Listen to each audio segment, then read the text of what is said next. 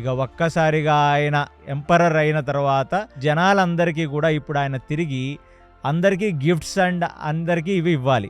వీళ్ళ పక్కన యుద్ధాలు చేసి మిగిలిన కుటుంబాలలో వైధవ్యంతో బాధపడుతున్న ఆడవాళ్ళందరికీ కూడా వాళ్ళు ఒక స్పెషల్ పెన్షన్, వాళ్ళ పిల్లలకి గురుకుల విద్యాభ్యాసం, ప్లస్ వాళ్ళకి అహర్నిశలు కాపలాగా ఉండటానికి వాళ్ళకొక స్పెషల్ ఆర్మీని క్రియేట్ చేశాడు. ఎవ్వరూ కూడా వాళ్ళు ఒక మగవాడు లేడు ఇంట్లో, మా పరిస్థితి ఏమిటి అని చూడకుండా యుధిష్ఠిరుడి యొక్క ప్రభుత్వమే వాళ్ళందరినీ చూసుకుంటుంది, వాళ్ళ పిల్లల యోగక్షేమాలు చూసుకుంటుంది అని ఫస్ట్ అనౌన్స్మెంట్ మొత్తం అక్కడున్న విడోస్ అందరికీ ఇచ్చాడు.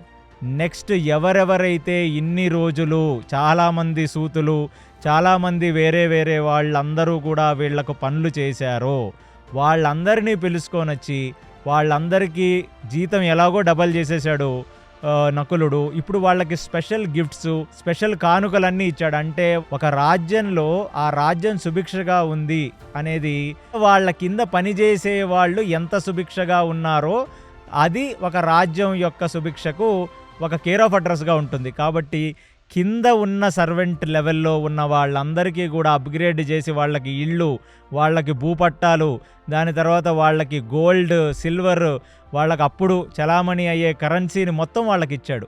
సో అందరూ కూడా ఎకనామికల్లీ కొంచెం అప్గ్రేడ్ స్టేటస్కి వచ్చారనమాట ఈ సర్వెంట్స్ అంతా. వాళ్ళు ఎంతగానో సంతోషించారు.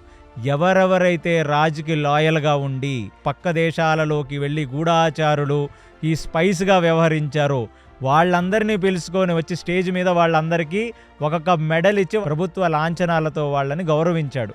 దాని తర్వాత చివరాఖరికి బ్రాహ్మణులు ఎవరైతే అక్కడ యజ్ఞయాగాదులు చేసి జనాలందరికీ కూడా మంచి చెప్పి వాళ్ళందరూ అంటే 3 వర్ణాల వాళ్ళు, క్షత్రియ, వైశ్య, శూద్ర వర్ణాల వాళ్ళందరూ కూడా ధర్మమునందు పూనిక ఉండి అందరూ ధర్మాత్ములుగా బ్రతకటానికి ఎవరైతే ప్రవచనాకారులు, హోమాలు, యజ్ఞాలు, క్రతువులు చేసి జనాలకు భగవంతుడి మీద విశ్వాసం ఉండేటట్టుగా వాళ్ళందరికీ కూడా పురాణ, ఇతిహాస, వేదరహస్యాలను వాళ్ళు నిరంతరము నిత్య నైమితిక కర్మలుగా చెప్తున్న బ్రాహ్మణోత్తములందరినీ పిలిచి వాళ్లకు బంగారం, వాళ్ళకి ఎన్నో లక్షల ఆవులు, గుర్రాలు ఇలాంటివన్నీ కూడా వాళ్ళనిచ్చి వాళ్ళకు కొన్ని అగ్రహారాలు ఇచ్చి వాళ్ళని సత్కరించాడు.